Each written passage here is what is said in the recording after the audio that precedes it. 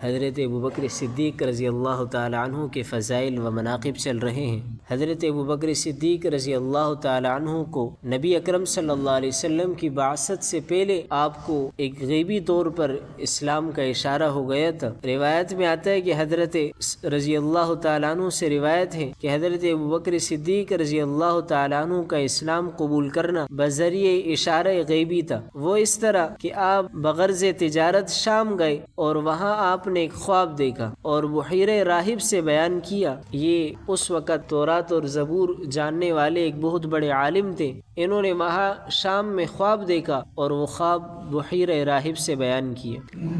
بحیرہ نے پوچھا تم کون ہو اور تم کہاں رہنے والے ہو؟ انہوں نے جواب دیا تہامہ کے شہر مکہ میں۔ بحیرہ نے سوال کیا تمہارا تعلق کس قبیلے سے ہے؟ حضرت ابوبکر صدیق رضی اللہ تعالیٰ عنہ نے فرمایا قبیلہ قریش سے۔ بحیرہ نے پھر سوال کیا آپ کا ذریعہ معاش کیا ہے؟ حضرت ابوبکر صدیق رضی اللہ تعالیٰ عنہ نے جواب دیا تجارت۔ بحیرہ راہب نے اپنے سوالات کے جوابات پانے کے بعد خواب کی تعبیر کی کہ اللہ تعالیٰ تمہارے خواب کو حقیقت بنا کر مشاہدے میں اس طرح لائے گا کہ تمہاری قوم میں سے ایک نبی مبعوث ہوں گے اور تم اس نبی کے صاحب معتمد اور مشیر اعلیٰ ہوں گے اور وفات کے بعد خلیفہ نبی ہوں گے۔ حضرت ابوبکر صدیق رضی اللہ تعالیٰ عنہ نے اس واقعے کی تعبیر و خواب کو پوشیدہ رکھا یہاں تک کہ نبی اکرم صلی اللہ علیہ وسلم مبعوث ہوئے۔ یہ خواب انہوں نے نبی اکرم صلی اللہ علیہ وسلم کو نبوت ملنے سے پہلے دیکھا ہے، اور اس راہب نے چونکہ وہ تورات اور زبور کو جانتا تھا، پہلے جو آسمانی کتابیں تھی اس کا علم رکھتا تھا، تو پہلے آسمانی کتابوں کے اندر یہ بات لکھی تھی کہ نبی و آخر الزمان تشریف لائیں گے۔ تو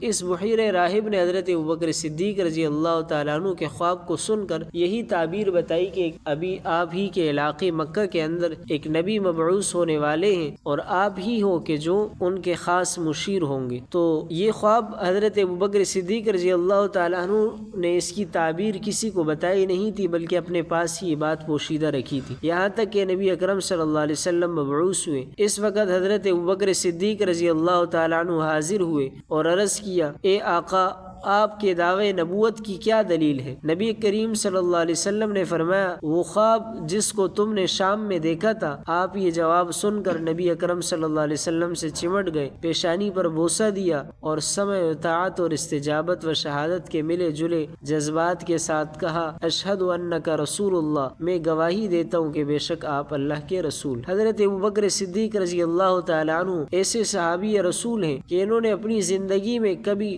بت پرستی نہیں کی، کبھی کسی بت کے سامنے سجدہ نہیں کیا، حالانکہ تمام قریش، تمام مکہ کے لوگ وہ خود ہاتھوں سے بت بناتے تھے اور بتوں کو سجدہ کرتے تھے۔ بچپن سے لے کر اسلام لانے تک کبھی انہوں نے کسی بت کے سامنے سجدہ نہیں کیا اور نہ کبھی شراب پی، حالانکہ ابتدائی اسلام کے اندر نبی اکرم صلی اللہ علیہ وسلم کو نبوت ملنے کے بعد بھی ابتدائی اسلام کے اندر شراب حلال تھی، بعد میں پھر شراب حرام کی گئی۔ اسلام میں بھی شروع میں شراب حلال تھی، لیکن حضرت ابوبکر صدیق رضی اللہ تعالیٰ عنہ نے زمانے جاہلیت کے اندر اسلام سے پہلے کبھی شراب نہیں پی، تو یہ ان کی بڑی خصوصیت ہے۔ نہ کبھی زمانے جاہلیت میں اور نہ کبھی زمانے اسلام میں شعر و شاعری کی۔ جب آپ سے پوچھا گیا کہ آپ نے کبھی زمانے جاہلیت میں شراب پی ہے، آپ نے فرمایا اللہ کی پناہ۔ پوچھا گیا کس وجہ سے، آپ نے فرمایا میں اپنی عزت اور مروت کی حفاظت کرتا تھا، جس نے شراب پی اس نے اپنی عزت اور حیثیت کو کھو دیا۔ حضرت ابوبکر صدیق رضی اللہ تعالیٰ عنہ عہد جاہلیت میں بھی پاکیزہ اور سیرت کے حامل، حتیٰ کہ آپ نے اسلام سے پہلے ہی اپنے اوپر شراب کو حرام قرار دے دیا۔